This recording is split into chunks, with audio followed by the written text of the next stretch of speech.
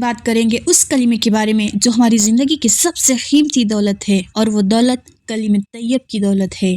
لا الہ الا اللہ محمد رسول اللہ۔ اللہ تعالیٰ قرآن میں فرماتے ہیں کلمہ طیب ایک پاکیزہ درخت کی مانند ہے جس کی جڑ مضبوط اور جس کی شاخیں آسمان تک بلند ہیں، یعنی جس دل میں یہ کلمہ ہو وہاں خیر، برکت، سکون اور ایمان کا نور بڑھتا ہی جاتا ہے۔ اور نبی کریم صلی اللہ علیہ وسلم فرماتے ہیں تمام انبیاء کا مشترکہ بہترین ذکر یہی کلمہ ہے۔ یہ وہ کلمہ ہے جس کی برکت سے انسان ایمان کی دولت حاصل کرتا ہے اور قیامت کے دن نجات پاتا ہے۔ ایک اور حدیث میں آتا ہے جو شخص اس حال میں دنیا سے جائے کہ وہ دل سے جانتا ہو کہ اللہ کے سوا کوئی معبود نہیں، اس کا انجام جنت ہے۔ یہ کتنی بڑی خوشخبری ہے۔ اور کیا آپ کو معلوم ہے کہ کلمہ طیب کی کتنی بلند برکتیں ہیں، کتنے عظیم اثرات ہیں؟ تو ان کے خاص طور پر میں 3 اثرات بیان کروں گی جو کہ ہیں دل کا سکون۔ ذکر الہی سے دلوں کو سکون ملتا ہے، اور گناہوں کی بخشش، سچی توبہ اور کلمے کی گواہی انسان کو پاکیزہ کر دیتی ہے۔ زندگی میں روشنی اور موت میں نجات۔ یہ کلمہ خبر کے اندھیروں دور کرتا ہے اور آخرت میں نور بن جاتا ہے۔ تو آئیے روزانہ کم از کم چند لمحے نکال کے اخلاص سے کہیں لا الہ الا اللہ محمد رسول اللہ، کہ یہی کلمہ ہماری کامیابی، ہماری نجات، ہماری اصل پہچان ہے۔ لا الہ الا اللہ محمد رسول اللہ، اللہ تعالیٰ کے سوا کوئی معبود نہیں اور محمد صلی اللہ علیہ وسلم اللہ کے رسول ہے۔ ہم بات کریں گے اس عبادت کی جو مسلمان کی زندگی کا سب سے اہم ستون ہے، اور وہ ہے نماز۔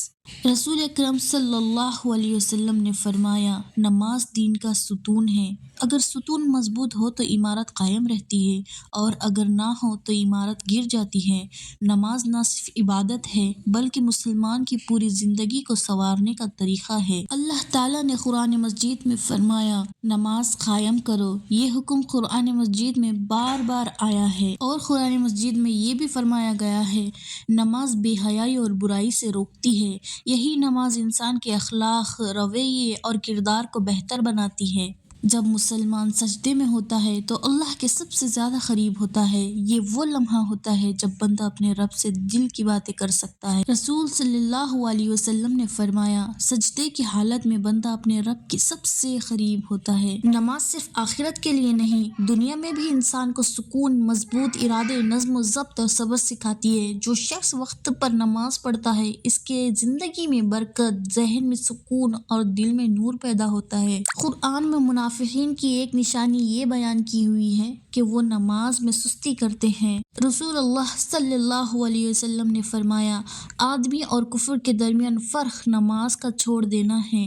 تو آئیے آج سے عہد کریں گے کہ ہم نماز کو اپنی زندگی کا لازمی حصہ بنائیں گے، کیونکہ کامیابی کا راستہ اللہ سے تعلق میں ہے، اور اللہ سے تعلق نماز سے مضبوط ہوتا ہے۔ اللہ ہمیں اپنی نمازوں کے محافظ بنائے، آمین۔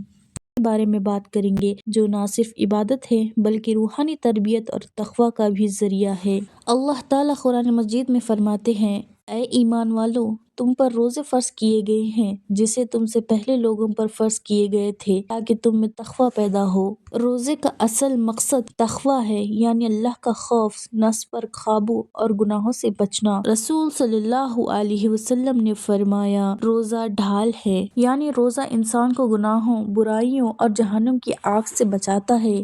ایک اور حدیث میں نبی کریم صلی اللہ علیہ وسلم نے فرمایا جس نے ایمان اور ثواب کی نیت سے رمضان کے روزے رکھے اس کے پچھلے تمام گناہ معاف کر دیے جائیں گے۔ روزہ ہمیں صبر، برداشت، ہمدردی اور شکر کا درس دیتا ہے۔ جب انسان بھوک اور پیاس برداشت کرتا ہے تو اسے غریبوں اور محتاجوں کا احساس ہوتا ہے۔ روزہ صرف کھانے پینے سے رکنے کا نام نہیں بلکہ آنکھ، کان، زبان اور دل کو بھی گناہوں سے بچانے کا نام ہے۔ رسول اللہ صلی اللہ علیہ وسلم نے فرمایا اگر کوئی روزے دار جھوٹ بولنا اور اس پر عمل کرنا چھوڑے تو اللہ کو اس کے بھوکا پیاسا رہنے سے کوئی حاجت نہیں۔ ہمیں چاہیے کہ روزے کو صرف رسم نہ سمجھے بلکہ اسے اپنی زندگی کا ذریعہ بنائے۔ اللہ تعالی ہمیں روزے کی حقیقی روح سمجھنے اور اس پر عمل کرنے کی توفیق عطا فرمائے۔ زکوٰۃ کے بارے میں بات کریں گے جو مال کی پاکیزگی اور معاشرتی فلاح کا بہترین ذریعہ ہے۔ اللہ تبارک و تعالی نے قرآن مجید میں ارشاد فرمایا، نماز قائم کرو اور زکوٰۃ ادا کرو۔ زکوٰۃ اسلام کے 5 بنیادی ارکان میں سے ایک ہے۔ جو صاحب نصاب مسلمان ہو اس پر زکوٰۃ فرض ہے۔ زکوٰۃ کا مقصد مال کو پاک کرنا اور معاشرے کی ضرورت مند افراد کی مدد کرنا ہے۔ اللہ تعالیٰ فرماتے ہیں، اے نبی آپ صلی اللہ علیہ وسلم ان کے مالوں میں سے صدقہ لے لیجئے جس کے ذریعے آپ انہیں پاک اور صاف کر دیں۔ رسول اللہ صلی اللہ علیہ وسلم نے فرمایا، اسلام کی بنیاد 5 چیزوں پر رکھی گئی ہے اور زکوٰۃ ادا کرنا۔ زکوٰۃ صرف عبادت نہیں بلکہ ایک سماجی نظام ہے جو غریب کو امیر کے درمیان فاصلے کو کم کرتا ہے اور معاشرے میں محبت اور ہمدردی کو فروغ دیتا ہے۔ قرآن مجید میں زکوٰۃ کے مستحقین کا ذکر یوں آیا ہے، صدقات، زکوٰۃ تو فقیروں، مسکینوں اور دیگر مستحقین کے لیے ہے۔ رسول صلی اللہ علیہ وسلم نے فرمایا، جس شخص کو اللہ تعالیٰ نے مال دیا اور اس نے زکوٰۃ ادا نہ کی، قیامت کے دن اس کا مال زہریلے سانپ کی شکل میں اس کے گلے کا طوق بنا دیا جائے گا۔ ہمیں چاہیے کہ زکوٰۃ خوشی دلی سے ادا کریں کیونکہ زکوٰۃ دینے سے مال کم نہیں ہوتا بلکہ برکت میں اضافہ ہوتا ہے۔ اللہ تعالیٰ ہمیں زکوٰۃ صحیح طریقے سے عظیم رکن حج کے بارے میں بات کریں گے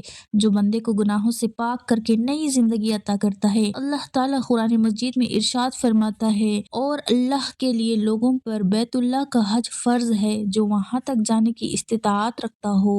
حج اسلام کے 5 بنیادی ارکان میں سے ایک ہے۔ ہر صاحب استطاعت مسلمان پر زندگی میں ایک مرتبہ حج فرض ہے۔ رسول اللہ صلی اللہ علیہ وسلم نے فرمایا، اسلام کی بنیاد 5 چیزوں پر رکھی گئی ہے اور بیت اللہ کا حج کرنا۔ حج ہمیں برابری، اتحاد اور عاجزی کا درس دیتا ہے۔ احرام کے سادہ لباس میں امیر و غریب، حاکم و محکوم سب ایک جیسے نظر آتے ہیں۔ حج کا سب سے بڑا انعام رسول صلی اللہ علیہ وسلم نے یوں بیان فرمایا، جس نے اللہ کے لیے حج کیا اور فحش کلامی اور گناہوں سے بچا اور ایسے لوٹا جیسے آج اس کی ماں نے اسے جنا ہو۔ حج مناسک ہمیں حضرت ابراہیم علیہ السلام، حضرت ہاجرہ علیہ السلام اور حضرت اسماعیل علیہ السلام کی عظیم قربانیوں کی یاد دلاتی ہے۔ طواف ہمیں اللہ تعالیٰ کے گرد اپنی زندگی گھمانے کا سبق دیتا ہے۔ سعی ہمیں جدوجہد اور بھروسے کا درس دیتی ہے اور وقوف عرفہ ہمیں قیامت کے دن کی یاد دلاتا ہے۔ حج صرف سفر نہیں بلکہ صبر، قربانیاں اور مکمل اطاعت کا عملی مظاہرہ ہے۔ اللہ تعالیٰ ہمیں بار بار اپنے گھر کی حاضری نصیب فرمائے اور حج مبرور عطا فرمائے، آمین ثم آمین۔